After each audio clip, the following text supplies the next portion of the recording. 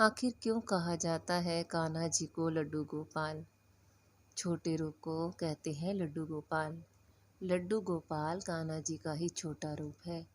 बाल कान्हा जी घुटनों के बल चलते थे।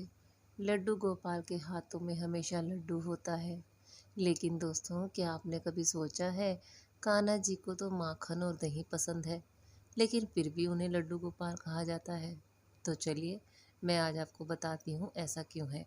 इस भूमि में भगवान श्री कृष्ण के परम भक्त कुंभन दास जी नाम के व्यक्ति थे।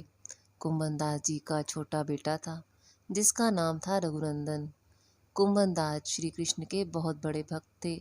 वह दिन रात श्री कृष्ण की पूजा करते थे, इसलिए घर और मंदिर छोड़कर वो कहीं भी नहीं जाते थे, क्योंकि वो श्री कृष्ण के परम भक्त थे। परंतु एक बार कुंभन दास जी को वृंदावन से भागवत कथा का निमंत्रण आया। अब इस निमंत्रण को वह मना तो नहीं कर पाए। बहुत समय तक सोचने के बाद उन्होंने जाने का मन बना लिया।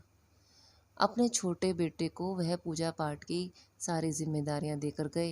ये भी समझाया कि शाम को श्री कृष्ण को कैसे भोग लगाना है। का समय हो चला था। बेटे ने सारी पूजा विधि अपने पिता के कहे अनुसार पूरी कर दी और फिर प्रभु की थाली परोसी। परोसने के बाद वो सोचने लगा कि भगवान स्वयं आएंगे और खाएंगे, लेकिन काफ़ी इंतज़ार करने के बाद भी थाली यूं की यूं पड़ी रह गई और भोग नहीं लग पाया और वो बच्चा रोने लग गया। बच्चे को लगा कि शायद उससे कृष्ण नाराज हो गए हैं। अब उसके रोने की आवाज़ सुनकर श्री कृष्ण से रहा नहीं गया और बाल स्वरूप धारण करके वह रघुनंदन के सामने प्रकट हो गए। रघुनंदन भी उन्हें देखकर बहुत खुश हो गया। रघुनंदन ने उन्हें प्रणाम किया और भोग की थाली से उन्हें प्रसाद खिलाया। प्रभु ने सारा प्रसाद खा लिया। इसके बाद उन्होंने रघुनंदन को आशीर्वाद दिया और फिर अंतर्ध्यान हो गए। अब जैसे ही कुंभन दास घर वापस आए तो उन्होंने थाली साफ देखकर बहुत हैरानी हुई। उन्होंने सोचा कि शायद रघुनंदन को भूख लगी होगी तो उसने सारा खाना खा लिया होगा, लेकिन अब तो रोज यही होने लग गया था।